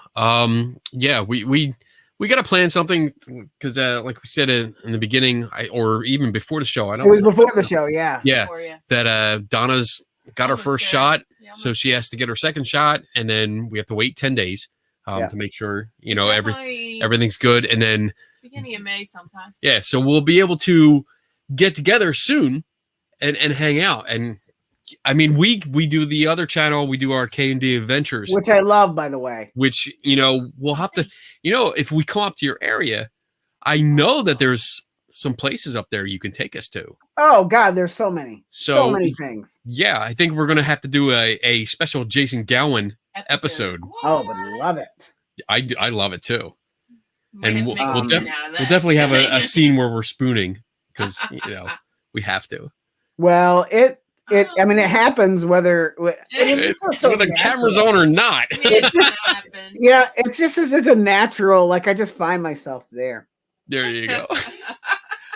Just wrestling here. So John Kennedy says Jello wrestling match with fanny packs. Kenny, I am not giving this up. What is the deal with the fanny packs? So we do.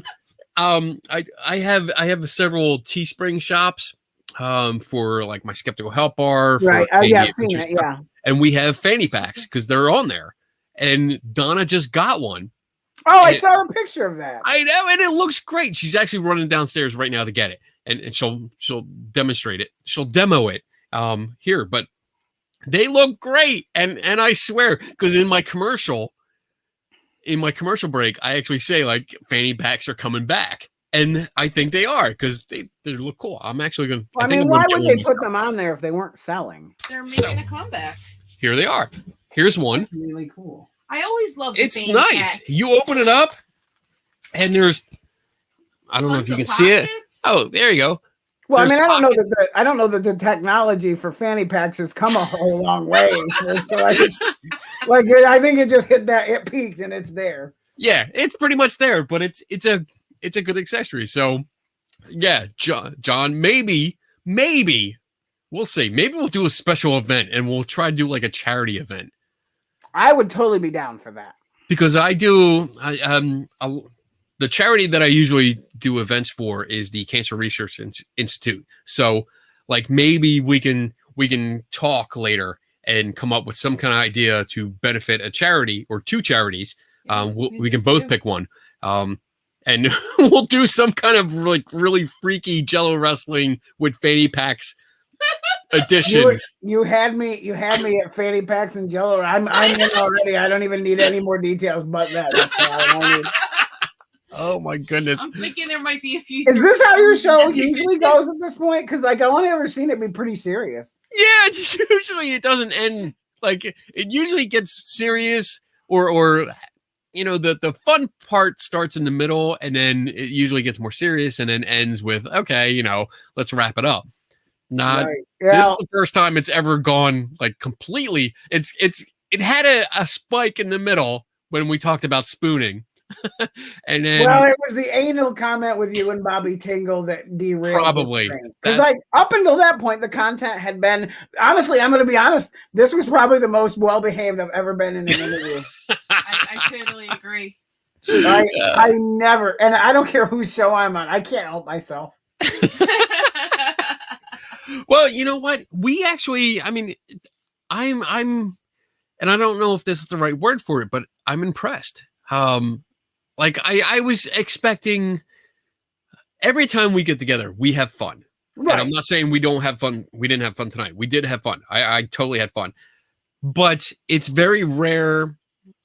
But it does happen. It's very rare that we get together and it becomes a very serious topic. Right. And, and we had some serious topics tonight where we really, I mean, especially one in particular where we kind of dove in, and it's nice. Again, I don't know if that's the right word to say, but I like that we were able to get into it. And not only you and I get into it and talk about it more in depth, but the audience could relate. Because I saw a lot of comments where people understood where you were coming from and some had gone through it themselves. And it was nice to, I think, hear someone else. Well, the thing is, like, people don't know this about me. I don't wear it on my sleeve. I don't talk about it a lot because it is hard for me sometimes to open up that door and open up those wounds. Like I don't, and I know that you and I have never talked about that ever. Like it's just not something it doesn't, like, we've had serious conversations here and there, but like we don't get to see each other terribly often. So when we do, we have fun. It's a party. Right. Yeah. And it means mental health is a big thing for me. I have had struggles beyond what I've even covered here, things that happened to me in my home life that made the cutting a thing.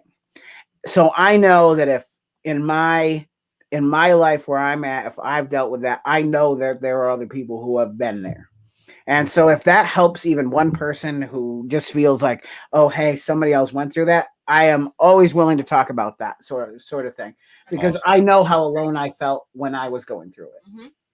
Yeah, that's great, and I think that's what people need, because it's not a joke, like mental health is a very serious thing, and to know that there's someone else out there, especially like, because I'm gonna get mushy here, so I look up to you.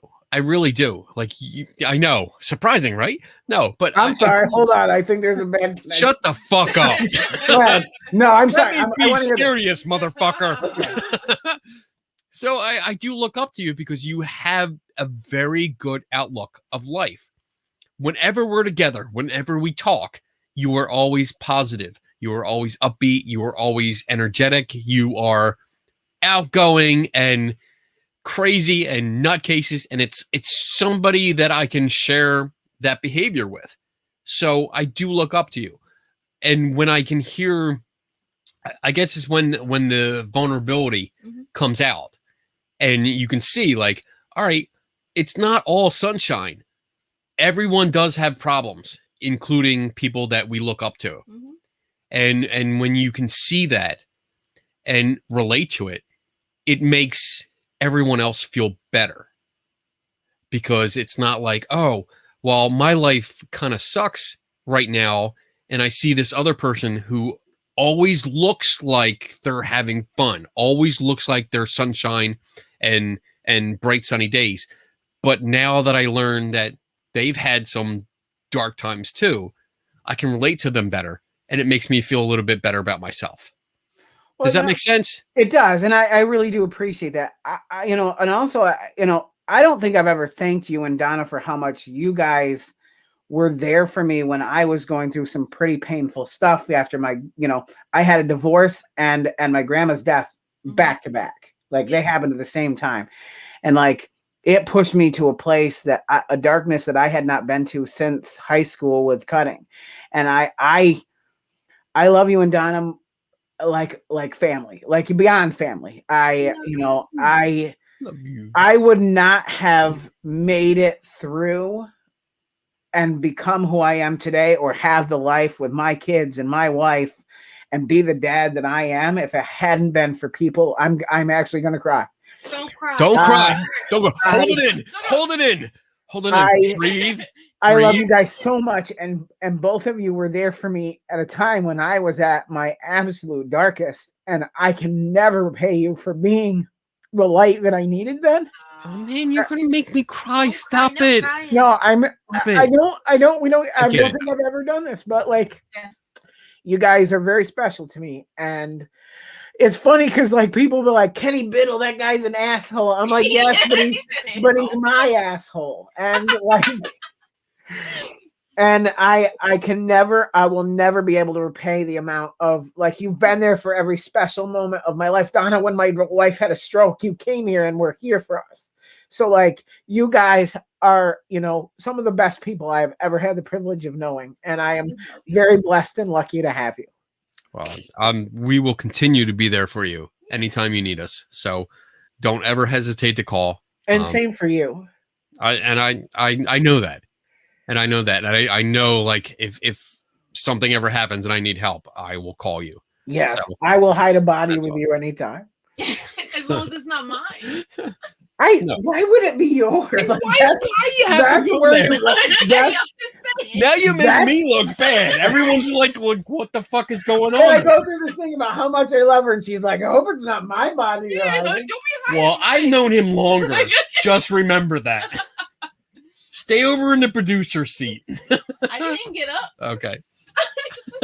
Oh But, my goodness. you know, congratulations. I am never serious. I'm not ever on a show ever, and here I am crying. Wow. See, you're gonna make me cry. I'm like trying to wipe it away now. Damn it. It's all right though. I love No, it. I know. You guys are amazing You're people, awesome. and you know, you guys make me laugh so much. And my kids call you Uncle Kenny and Aunt Donna. Like Jason, I told him I was doing your show, and he's like, "Tell Uncle Kenny I said hello." Oh, well, So, tell him we said hi. I will. We miss, and we'll be up soon. I mean, It's now so that funny because like anytime he knows Donna's coming, he's like, "Are they bringing things for me?"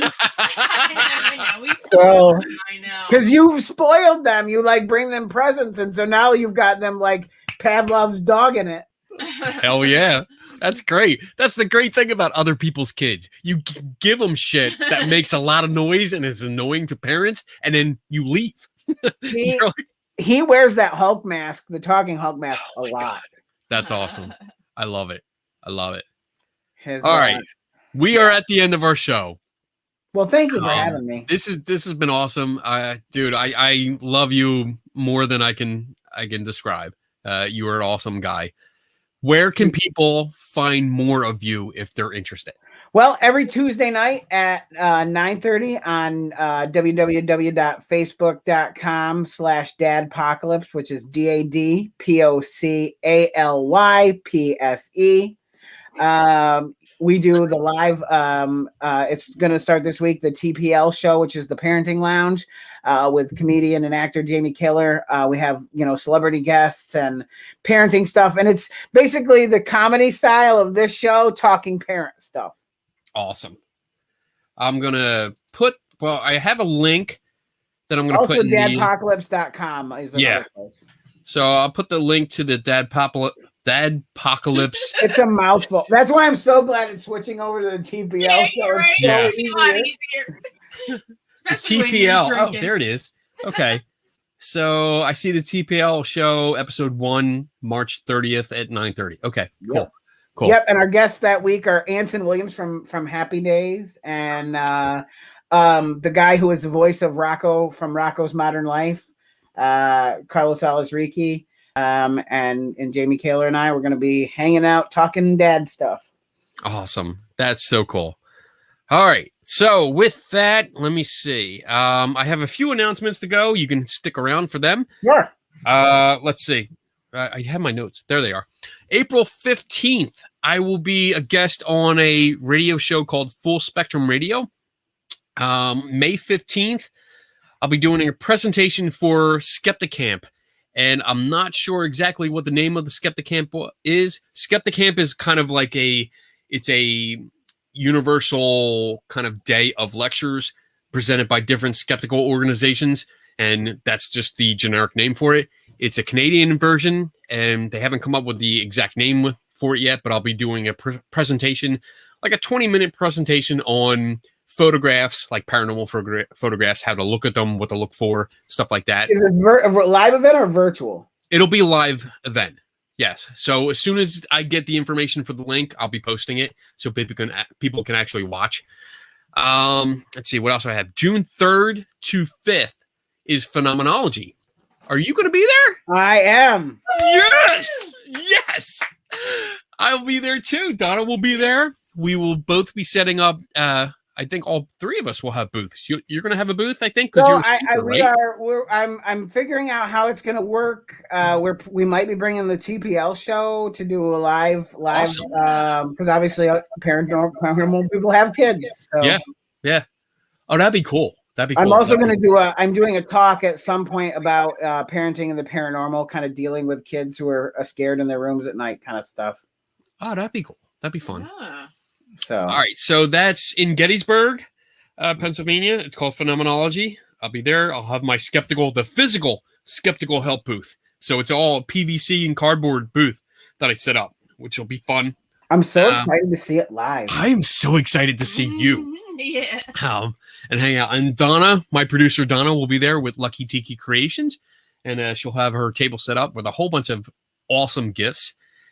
The next event is June. Wait, no, that was what I just said. August 20th to 22nd is the Gettysburg Battlefield Bash. That event it actually supports Pennsylvania Wounded Warriors and kids with cancer. Mm-hmm. It is also in Gettysburg, obviously because of the name. And I've been there a couple times. We've been there a couple times. And this is the first year I'm having a booth. I'm going to set up my booth again. So again, at both events, the deal is pretty simple. I have a can. It's basically the Lucy stand. That's what it is from Peanuts. And she has a can up where she collects dimes.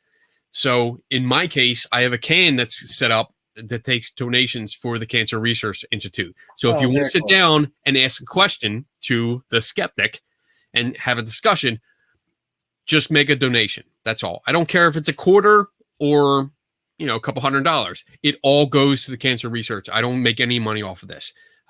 So come on out and have a discussion with me. And then finally, September 25th, I'll be at the Para-Unity Conference in Woodbridge, New Jersey. I'm not setting up a booth at that one. I'll just be attending. I'll be roaming around, annoying the shit out of ghost hunters, because that's pretty much what I do best. But making friends. Good at it. I am good at it. So that's it for me.